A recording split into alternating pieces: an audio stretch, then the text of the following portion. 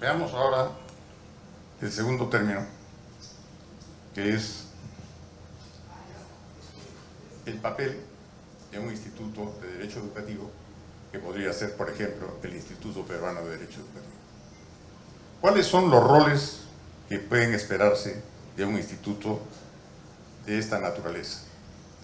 Repito, que busca los fines y no se contenta con los medios, y que se refiere al para qué más que al qué. Yo diría que un instituto dedicado al cultivo de derecho educativo cumple su papel en la medida en que asume la defensa de la libertad educativa como núcleo del derecho subjetivo de la educación, sobre la base del ordenamiento jurídico y de los principios constitucionales de nuestro país. Y en esta tarea de defensa de la libertad, un instituto dedicado al derecho educativo debe identificar los derechos y libertades de los agentes, educadores y educados, a la igualdad e identidad de los derechos entre privados y públicos, sin diferenciar ellos por causa de su naturaleza jurídica. Esto es pública o privada, y privada de las distintas formas organizativas que es posible que los sujetos asuman. Segunda tarea, ser promotor y protagonista de la cultura de la libertad educativa. Esto es, dedicarse a reafirmar, a explicar, a difundir, a enriquecer y a ensanchar la libertad educativa como principio central y motor del quehacer educativo, y hacer lo que podríamos llamar con esto formar la cultura de la libertad educativa. En tercer lugar, trabajar en la formación de la institucionalidad. Buscar constituir y, por qué no decirlo, construir el marco de derechos de los actores que intervienen en el quehacer educativo. Tratar sobre el escenario en que esos actores se desenvuelven, la sociedad y la economía en la que ellos trabajan, y buscar las relaciones de interdisciplinaridad. En ese sentido, debe ser un exterminador de barreras, debe romper las barreras que tienden a aislar al derecho respecto a otras disciplinas y quehaceres científicos, y más bien, al contrario, tender puentes a otras disciplinas. El derecho tiene relaciones directas o indirectas con múltiples disciplinas, materias de estudio. Pueden hablarse de la historia, puede hablarse de la psicología, de la sociología.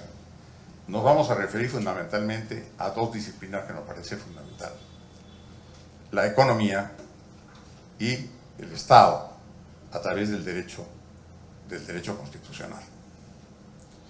Vamos a tratar estas dos áreas, la economía y el derecho constitucional, por separado. ¿Qué podemos decir respecto al quehacer de un instituto de derecho educativo para relacionar la educación con la economía?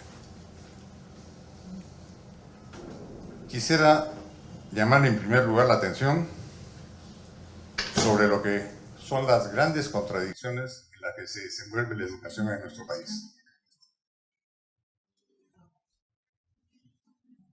Creo que hoy todos podemos ponernos de acuerdo y participar en el consenso de que en el mundo de hoy presiden ciertas ideas fuerza en casi todos los países, como por ejemplo reconocer como factores del desarrollo económico la libertad y la estabilidad de la economía, el funcionamiento efectivo de una economía de mercado y, por ejemplo, también la necesidad de la participación de los actores privados a través de la inversión y de las iniciativas privadas.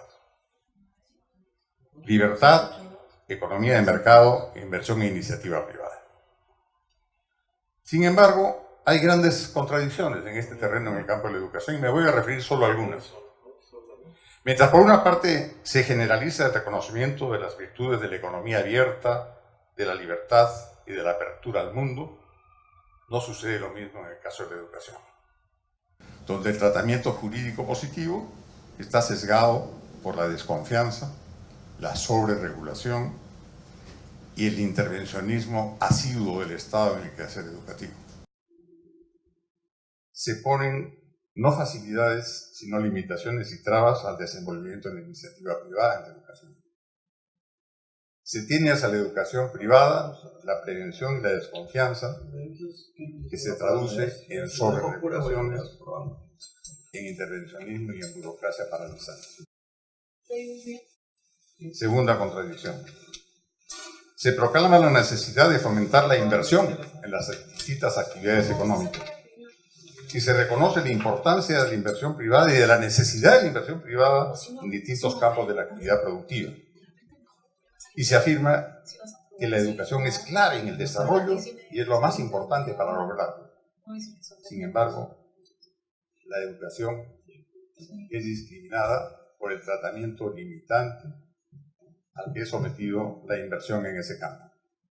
En ningún campo de actividad económica productiva del país hay tantas limitaciones como las existentes en la educación.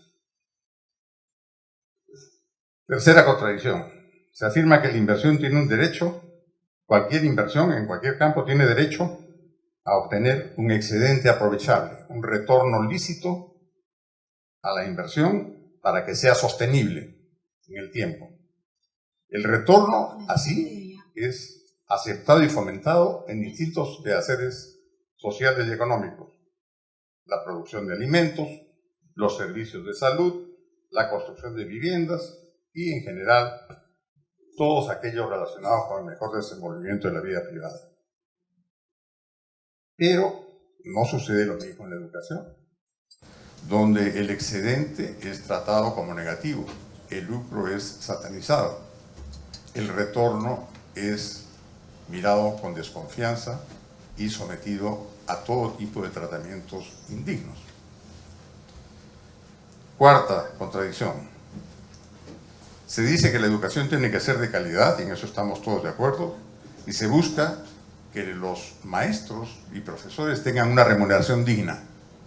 Sin embargo, en el caso de la educación, surgió la figura de la defensa de la economía familiar y la protección de la economía familiar, y se impide no solamente el retorno de la inversión, sino que se impide la cobranza de los servicios, como si la educación estuviera acompañada de un don de producir dinero de donde no lo hay. ¿Cómo pagar bien a los maestros si no se puede cobrar a los que reciben la educación? Quinta contradicción. Se dice que la economía nacional debe ser competitiva. Y se dice que la competencia es un factor inherente a la competitividad. Sin embargo, en el caso de la educación, no es así. La libertad de competir es sustituida por el control estatal y público. Y para nuestros legisladores y gobernantes, la manera de asegurar la calidad no es ejercitar la competencia, sino practicar el control hasta la exageración. En resumen, en pocas materias se ha cambiado tan poco. En pocas materias hay una actitud tan conservadora como en el caso de la educación. El establishment educativo en nuestro país es un establishment absolutamente fosilizado y retrógrado. La educación se ha convertido en una burbuja de excepción dentro de la economía y la sociedad. El resultado de todo ello es que hay una gran confusión de ideas. Hay un inmenso desorden conceptual que afecta, hay que decirlo, a la mayoría de los educadores, que afecta, por supuesto, a los responsables de las políticas públicas, y hay que decirlo también con dolor, afecta a buena parte de los empresarios, que desarrollan sus actividades buscando la libertad y aprovechándose de los beneficios del excedente que parecen negar para el caso de la educación. ¿Es la educación la única actividad productiva disociada del mercado en nuestro país, oficialmente disociada del mercado. Para nuestros legisladores es una isla de excepción a los principios y reglas económicas. La educación, sin embargo, y eso lo sabemos nosotros, es una actividad productiva y económica, porque es una actividad que produce y presta servicios, que no son menos dignos que la alimentación, la salud, el vestido o la vivienda. Y por tanto es una actividad sujeta a las reglas de la economía. Sin embargo, por lo que podríamos llamar la ideología social predominante, en el caso de la educación, la aplicación de las reglas económicas es desconocida, o proscrita, o vetada, porque se dice produce servicios que tienen que ver con las necesidades primarias, como si la alimentación, por ejemplo, no lo fuera, o la salud no lo fuera. En otras palabras, se sigue entendiendo que el desempeño económico de los centros educativos es una actividad fenicia y despreciable. Sin embargo, en el desenvolvimiento de la acción educativa, independientemente de la naturaleza pública o privada de los centros educativos, de los sujetos educadores, deben darse ciertas notas necesariamente, y esto es un papel a cargo del Instituto Peruano de Derecho Educativo, que debe ser recordado permanentemente. Debe entenderse y manejarse adecuadamente la educación, al igual que otras actividades productivas, como sujetas a las ideas económicas básicas, no divorciadas de ellas. Debe incorporarse el empleo y aplicación del análisis e indicadores económicos en el razonamiento y la gestión de los agentes educativos. Y debemos acostumbrarnos todos a razonar en términos económicos, como cuando adquirimos cualquier bien o servicio en la economía. Emplear indicadores y criterios económicos. Trabajar y analizar la formación de los precios. Usar y emplear adecuadamente las reglas del marketing.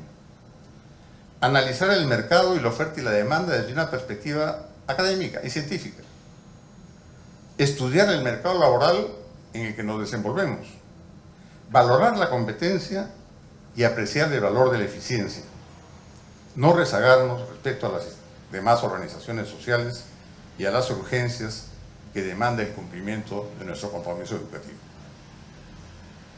En otras palabras, es necesario revisar los paradigmas.